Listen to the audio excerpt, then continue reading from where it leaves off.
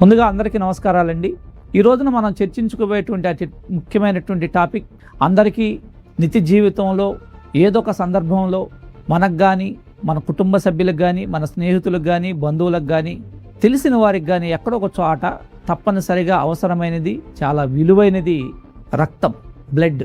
ఈ రోజున వాహన రవాణా వ్యవస్థ విపరీతంగా పెరిగిపోవడం వల్ల ఎక్కడో ఒక సందర్భంలో యాక్సిడెంట్లు అవుతూ ఉన్నాయి. యాక్సిడెంట్ అయితే ఖచ్చితంగా ఆపరేషన్ చేయాల్సిన పరిస్థితి ఈరోజు ఉంది. అలాగనే మాతృత్వంలో బిడ్డకు జన్మనిచ్చి ఇవ్వాలన్న ఆపరేషన్స్ తప్పనిసరిగా బ్లడ్ అవసరం అవుతూ ఉంది.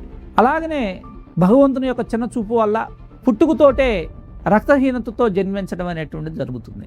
వీళ్ళనే తలసీమియా పేషెంట్లు అంటారు.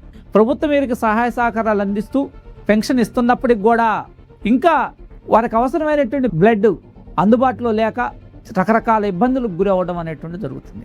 ఇలాంటి వ్యక్తుల యొక్క సమస్యలన్నీ పరిష్కారం చేయడానికి ప్రతి వ్యక్తి కూడా ముందుగా తన యొక్క బ్లడ్ గ్రూప్ని తన ఐడెంటిటీ కార్డులో కానీ, ముఖ్యమైనటువంటి గుర్తింపు కార్డులో నా యొక్క గ్రూప్ ఇదే అని తెలియజేయాల్సినటువంటి అవసరం ఉంటుంది.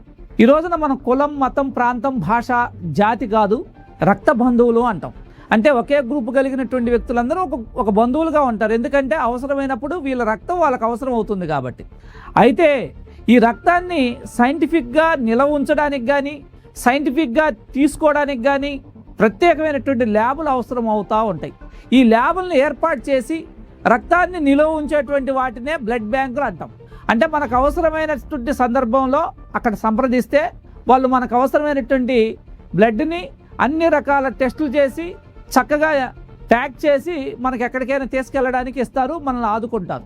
కాబట్టి ఇలాంటి బ్లడ్ బ్యాంకులు స్థాపించాలి అంటే మానవ సేవ చేయాలనే తలంపు ఎవరికైతే ఉంటుందో వాళ్ళు వెల్ఫేర్ సొసైటీగా ముందు ఫామ్ అవ్వాల్సినటువంటి అవసరం ఉంటుంది.